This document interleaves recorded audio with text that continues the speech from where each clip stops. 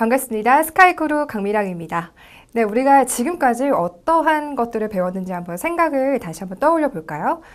좋은 목소리를 위해서 우리가 복식 호흡, 그리고 발성, 그리고 발음 이 세 가지를 또 열심히 연습을 했었죠. 또 어떤 것을 배웠나요? 우리가 또 말을 좀 재미나게 하기 위해서, 좀 맛깔나게 하기 위해서 좀 밀당을 하는 방법을 배웠죠. 말을 할 때 좀 강조를 하고 또 다양한 어조를 사용할 수 있는 방법을 우리가 배워봤었죠. 또 한 가지, 우리가 직전 시간에 자연스럽게 말하는 방법을 배워봤었어요. 그쵸? 우리가 피해갈 수는 없었어요. 지원 동기, 자기소개 이런 것들, 그리고 예상 질문에 우리가 답변을 미리 써놓았던 것들을 조금 더 자연스럽게 이야기를 함으로써 우리가 말을 좀 잘할 수 있게 보일 수 있는 방법을 우리가 연습을 해봤었어요. 자, 이렇게까지 왔는데요. 우리가 오늘 배워볼 시간은요, 바로 면접관을 사로잡는 말하기예요. 우리 스피치의 목적은 뭔가요? 네, 우리가 합격을 하는 거죠. 면접에서 합격을 하기 위해서는 면접관을 사로잡을 수 있는 말하기가 필요할 겁니다. 그렇죠? 그래서 오늘은 면접관을 사로잡는 말하기를 한번 어떻게 하는지 가르쳐 드릴 텐데요. 이 밑에 있는 방법은 그 면접관을 사로잡는 말하기 방법이고요. 제가 자세히 설명을 해드릴게요. 자, 면접관을 사로잡는 말하기. 여러분, 우리가 면접을 보고 나왔어요. 그런데요, 내가 이제 직전 시간에 배웠던 자연스럽게 말은 했어요. 이제 면접관과 제가 말씀드렸죠. 그 시험이 아니라 하나의 커뮤니케이션, 대화다라고 이야기를 했는데요. 그래서 이제 우리가 자연스럽게 이야기를 하고 나왔는데 뭔가 부족한 느낌이 든다라는 거죠. 그게 왜 그런 걸까? 한번 생각을 해보면요. 아마 그 면접 때는 자신이 가지고 있었던 그런 노력들, 그리고 나의 어떤 열정, 이런 것들을 그대로 그 진심을 면접관들에게 전달을 해야지만 성공이라고 볼 수가 있어요. 그렇죠? 아무리 내가 자연스럽게 이야기를 해도 그러한 마음이나 어떤 열정 이런 것들이 전달이 되지 않는다면, 한마디로 진심이 전달되지 않는다면 면접관을 사로잡기가 힘들겠죠. 그래서 여러분들이 지금까지 연습을 열심히 이제 앞으로 하신다면, 자연스럽게 말하기까지 가신다면 한 98% 정도는 어느 정도 스피치가 올라왔다라고 이제 보시면 돼요. 그런데 이 나머지 2%가 바로 이제 승무원 면접에서 필요한 것이 있어요. 그게 어떤 거냐면요. 면접관의 마음을 이제 사로잡으려면 바로 진심을 전하는 표현력이 좀 필요해요. 같은 말을 하더라도요, 이 표현력이 적고 크고의 차이가 굉장히 크거든요. 그리고 또 한 가지가 더 있죠. 우리가 지금 보는 면접이 어떤 면접이죠?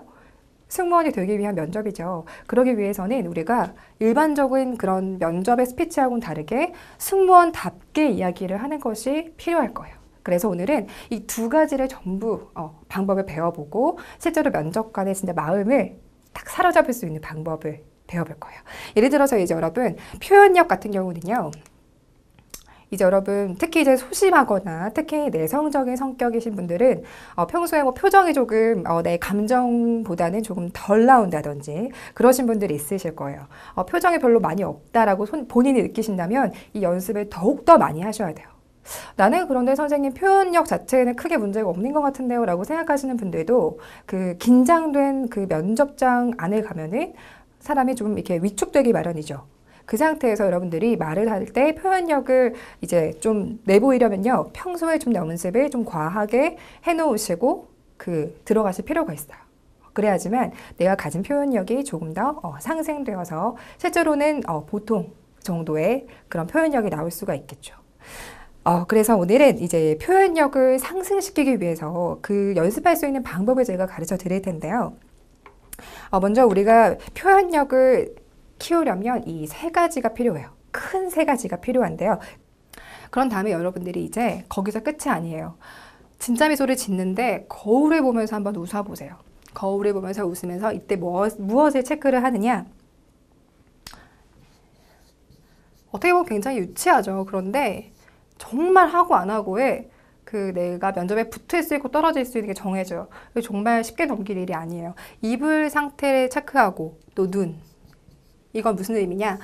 실제로 거울을 앞에 이렇게 두고 보잖아요. 그럼 거울을 두고 보면 뭔가 입을 벌렸을 때 솔직히 우리가 미스 코리아 웃음 이렇게 해가지고 치아 8개 보인다 이렇게 하죠. 치아가 8개가 보여야 된다. 그건요. 반드시 그런 거 아니에요. 실제로 여러분들 8개를 보이기 위해서 벌리다 보면은 그게 더 안 예쁜 경우도 많고요. 보이기 힘든 경우도 있어요. 그것을 의미하는 게 아니에요. 그 왜 제가 솔톤 이야기했죠. 그 솔톤이 정말 그 솔톤이라기보다는 본인이 정말 편안하게 낼 수 있는 그 톤이 바로 솔톤이다.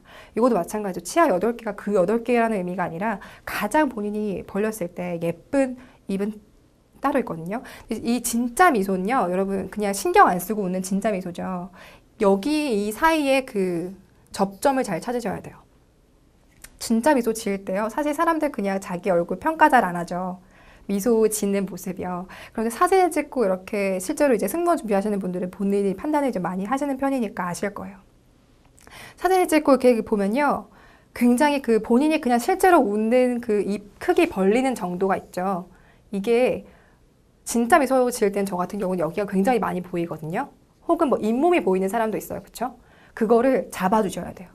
어느 정도 벌렸을 때 가장 예쁜지, 어느 정도 벌렸을 때 가장 이상적으로 입모양이 예쁜지를 딱 잡으시고 진짜 미소와 플러스 시켜야 돼요.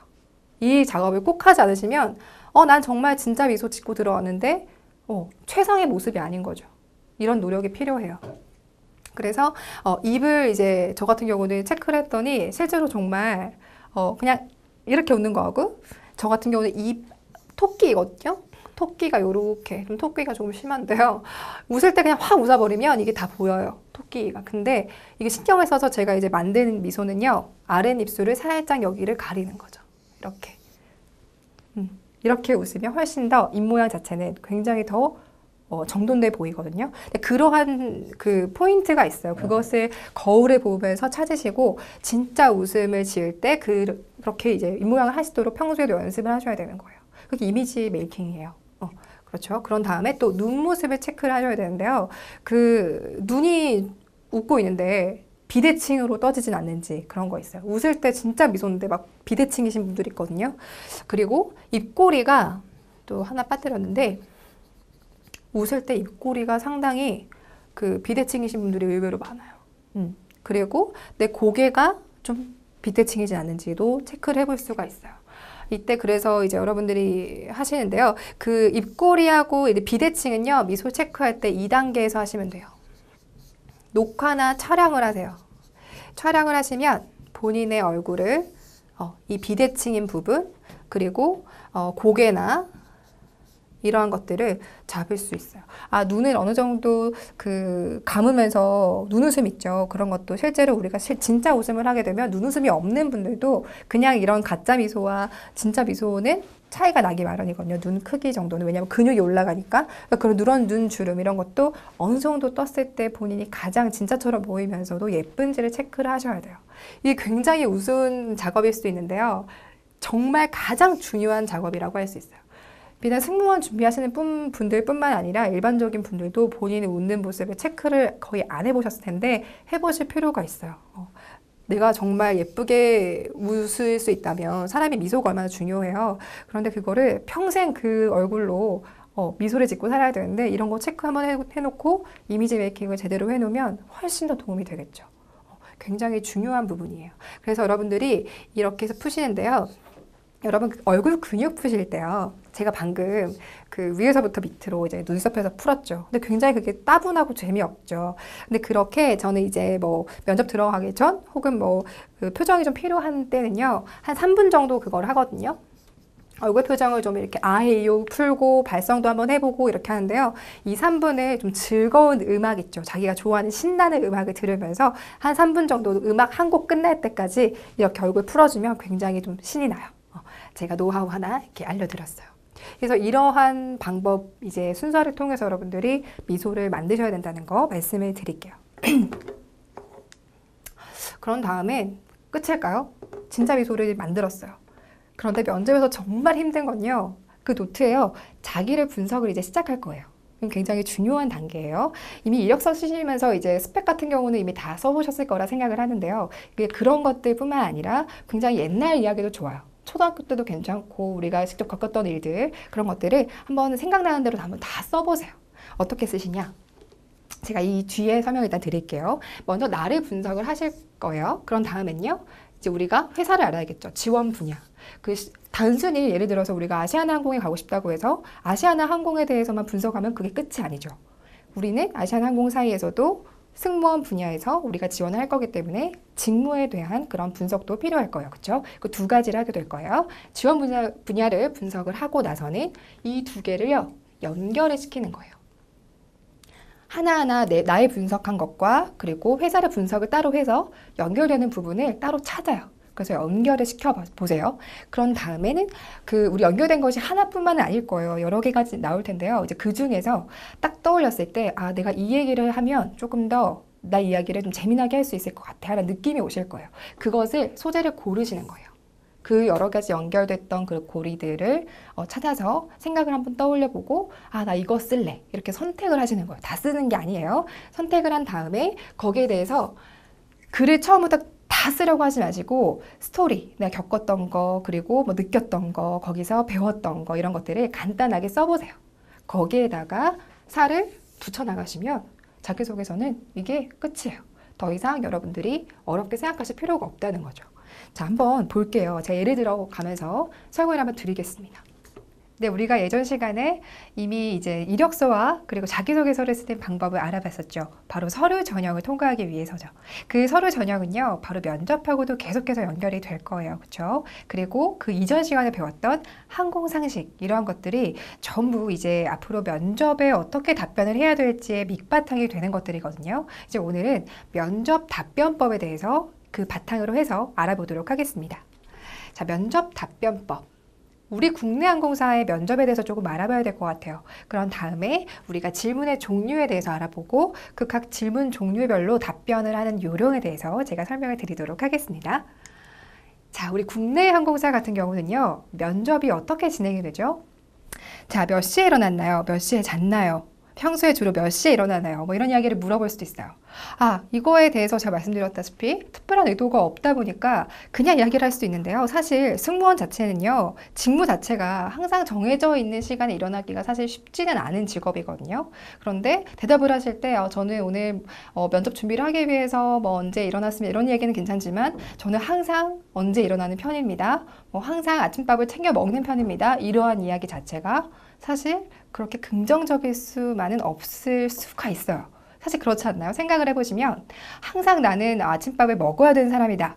승무원이 되면요, 그럴 수가 없기도 하거든요. 근데 그런 것들을 조금 생각을 하시는 것이 팁이 될 수가 있겠어요. 앞에 부분은 약간 광택이 나거나 딱딱하게 굳으면 안 되기 때문에 이런 소프트 타입의 스프레이를 이용하시면 되시고요. 얘도 마찬가지로 웃었을 때 입이 대칭이 될 수 있도록 약간 잡아주시는 게 좀 중요하세요. 그래서 웃은 상태에서 입술이 조금 대칭이 될 수 있게 펜슬 컨실러를 이용해 가지고 마지막으로 정리를 해주시면 되시고요.